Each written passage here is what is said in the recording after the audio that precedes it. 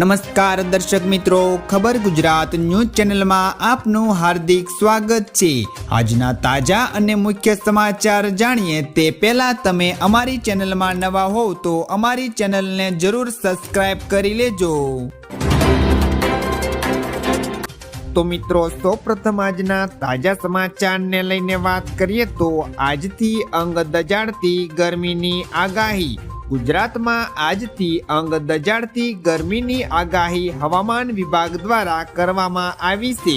આ આગાહીને લઈને મહત્તમ તાપમાનની અંદર 2 થી 3 ડિગ્રીનો વધારો થતા જોવા મળશે। ઉત્તર પૂર્વની અંદર પવનો ફૂંકાતા ગરમી વધવાનું અનુમાન છે।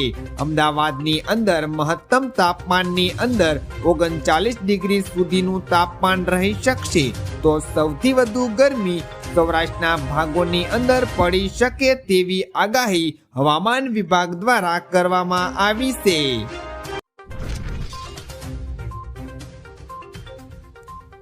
ત્યાર પછીના સમાચારની વાત કરીએ તો પેટ્રોલ ડીઝલના ભાવમાં વધારો। ગોવા, હિમાચલ પ્રદેશ, મહારાષ્ટ્ર અને જમ્મુ કાશ્મીર સહિત કેટલાક રાજ્યોમાં પેટ્રોલના ભાવમાં વધારો થયો છે, જ્યારે ઉત્તર પ્રદેશ, રાજસ્થાન અને મણિપુર સહિતના કેટલાક રાજ્યોની અંદર ભાવની અંદર ઘટાડો થયો છે।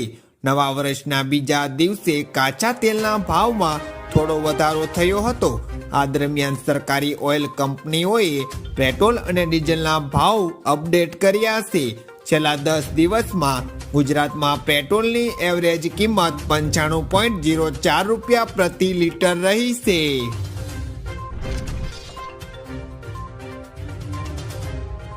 ત્યાર પછીના સમાચારની વાત કરીએ તો લસણના ભાવ 500 ને પાર। સુરત સહિત દક્ષિણ ગુજરાતમાં લસણના ભાવ સતત વધતા ગૃહિણીઓમાં ચિંતા જોવા મળી રહી છે। છેલ્લા 3 દિવસમાં લસણના ભાવની અંદર ₹100 થી વધુનો વધારો નોંધાયો છે। હાલ શાકભાજી માર્કેટમાં સૂકું લસણ ₹500 પ્રતિ કિલોના ભાવે વેચાઈ રહ્યું છે। શિયાળાની સિઝનમાં સૌથી વધુ લોકો લીલું લસણ ખાવાનું પસંદ કરે છે અને અનેક વાનગીઓ લીલા લસણને કારણે ચટાકેદાર બની જાય છે।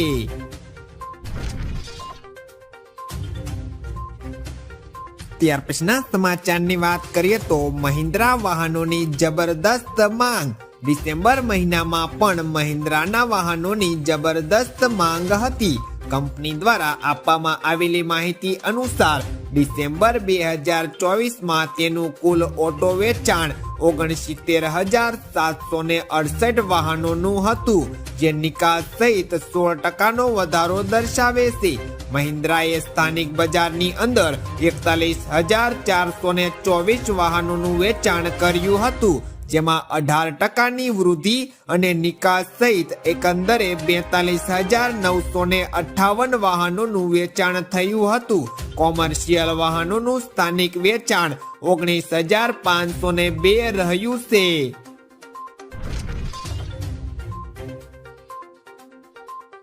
ત્યાર પછીના સમાચારની વાત કરીએ તો સોના ચાંદીના ભાવની અંદર મામૂલી ઘટાડો। આજે 9 જાન્યુઆરીએ સોના ચાંદીના ભાવની અંદર ઘટાડો જોવા મળ્યો હતો। India billion and jewellers association અનુસાર 24 કેરેટ સોનાના 10 ગ્રામની કિંમત 32 રૂપિયા ઘટીને 74,162 રૂપિયા થઈ ગઈ છે। અગાઉ સોનાની કિંમત 74,194 રૂપિયા પ્રતિ 10 ગ્રામ હતી, જ્યારે ચાંદીની વાત કરીએ તો ચાંદીની કિંમતની અંદર પણ આજે 1,158 રૂપિયાથી ઘટીને 86,017 રૂપિયા થઈ ગઈ છે।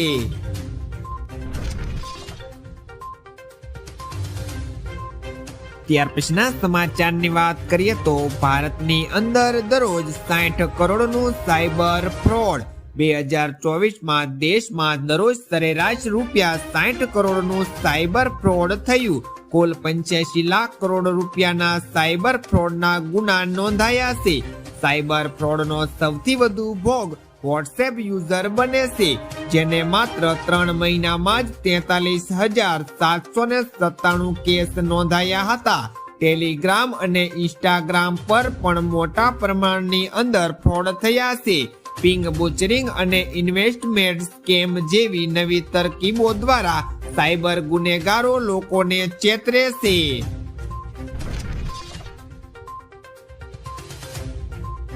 ત્યાર પછીના મહત્વના સમાચારની વાત કરીએ તો સમગ્ર ભારતમાં બાગેશ્વર ધામ ભક્ત મંડળની રચનાની જાહેરાત। બાગેશ્વર ધામના પીઠાધીશ્વર એવા ધીરેન્દ્ર કૃષ્ણ શાસ્ત્રીએ સમગ્ર દેશમાં બાગેશ્વર ધામ ભક્ત મંડળની રચના કરવાની જાહેરાત કરી છે। તેમણે કહ્યું કે 2025માં ભારતના દરેક ગામમાં બાગેશ્વર ધામ ભક્ત મંડળની રચના કરવામાં આવશે। ભક્ત મંડળનો મુખ્ય ઉપદેશ હિન્દુ ધર્મની રક્ષા અને જાગૃતિ ફેલાવવાનો છે। આના માટે રજીસ્ટ્રેશન 20 થી 26 ફેબ્રુઆરી 2025 દરમિયાન થશે। તમામ ધર્મ અને જાતિના લોકો ભક્ત સમૂહમાં જોડાઈ શકશે।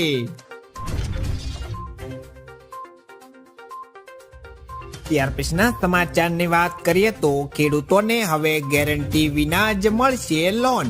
નવા વર્ષમાં ખેડૂતોના હિતમાં મોટો ફેરફાર થવા જઈ રહ્યો છે।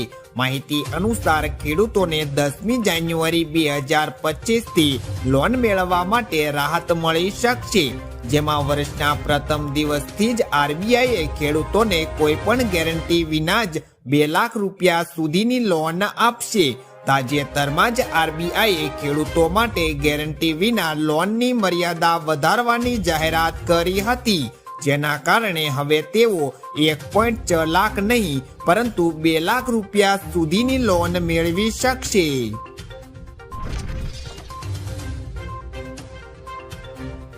ત્યાર પછીના સમાચારની વાત કરીએ તો રખડતા ઢોર માટે નવી ગાઈડલાઈન। ગુજરાતમાં સરકારે રખડતા ઢોર માટે નવી ગાઈડલાઈન જાહેર કરી છે। હવે રોડ પર રખડતા ઢોરનું રજીસ્ટ્રેશન ફરજિયાત કરવું પડશે। રજીસ્ટ્રેશન વગરના ઢોરને જપ્ત કરવા સુધીની કાર્યવાહી પણ થશે। તમામ મહાનગરપાલિકા અને નગરપાલિકાને પશુઓ પર ટેગ લગાવવાની કામગીરી કરવાની સૂચના પણ મળી છે। જાહેર રસ્તાઓ પર પશુઓ માટેના ઘાસ વેચાણ અને તેને ખવડાવવા પર પ્રતિબંધ લગાવાયો છે। ટેગ વગરના ઢોર માટે 1 થી 10,000 સુધીનો દંડની પણ જોગવાઈ કરવામાં આવી છે।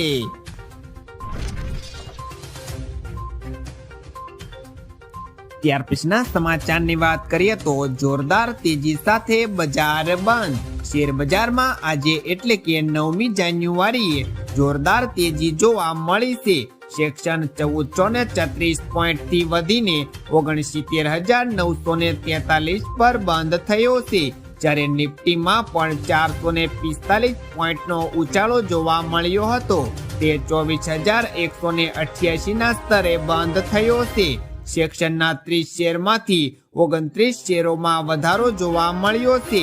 આજે ઓટો અને આઈટી શેરમાં વધુ વૃદ્ધિ જોવા મળી હતી। આઈસર મોટરના શેરમાં 8.55% અને મારુતિ સુઝુકીના શેરમાં 5.61%નો વધારો જોવા મળ્યો હતો।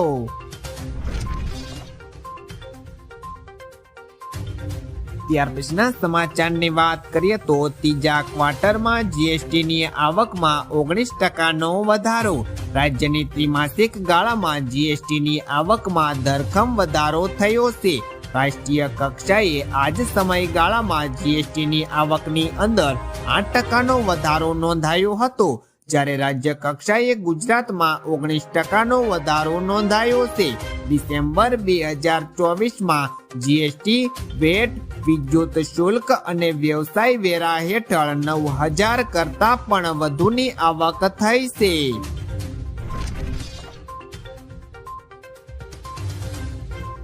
તો મિત્રો, આ હતા આજના સૌથી અગત્યના મુખ્ય સમાચાર। આવા અગત્યના અને મુખ્ય સમાચાર જાણવા માટે તમે અમારી ચેનલમાં બન્યા રહો। આભાર।